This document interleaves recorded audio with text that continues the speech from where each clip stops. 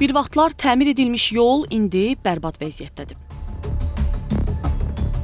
Görüntülər Ağdaş-Zərdab yolundandır. Sakinlər deyirlər ki, Bakı və əks istiqamətə getmək üçün ən qısa məsafə məhz buradan olduğu üçün illərdir bu yoldan istifadə ediblər. Lakin hazırki vəziyyət həm vaxt itkisinə, həm də əlavə xərcə səbəb olur. Yolsuzluqdan çox əziyyət çəkirik. Zərdab-Ağdaş yolu təmiz bərbad vəziyyətdədir. Əvvəllər çəkilmişdi, düzəlmişdi. İndi bu son vaxtlar təmiz dağılıb gedibdir. Çox əziyyət çəkirik, Ucqar kənddə yaşayırıq. Hansı əziyyətlər çəksiniz? Ən çox nə əziyyət olur? Yəni gedib gələ bilmirik. Maşınlar əldən gedir. Cəmaət çox əziyyət çəkir. Rayon mərkəzinə çıxmaq üçün bizə çox baha başa gəlir. Yollarımız bərbad bir haldadır. Burada yol, bax bu Seyidlər Zərdab yolu var. Ondan sonra Ağdaş Zərdab yolu var. Özünüz görmüsünüz. Burada şülkət gəlib yol su çəkirdiniz. Ya Allah kömək olsun çəkiblər. Amma müraciət edirsiniz, bizim yolları təmiz batırırsınız. Şadmanlar gəlib.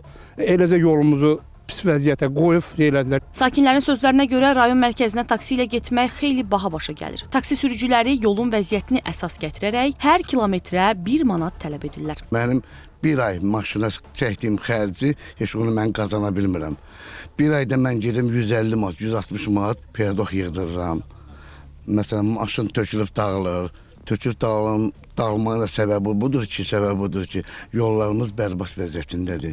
Bizim bu kanal çəkildi, su kanalı çəkildi.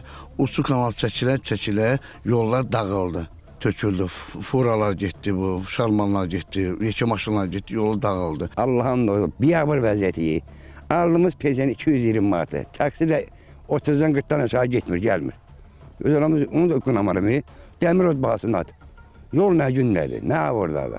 Məsələ ilə bağlı Avtomobil Yolları Dövlət Agentliyindən bildirildi ki, həmin yolların yerində qurulması ilə bağlı təkliflər hazırlanaraq investisiya proqramına daxil edilməsi üçün təqdim olunub. Təkliflərin növbəti illərin investisiya proqramına daxil edilməsi və yolların əsaslı şəkildə yenidən qurulması nəzərdə tutulur. Asiman Səlimov, Ruzana Kərimli, Şəbnəm Qurbansoy, Xəzər xəbər.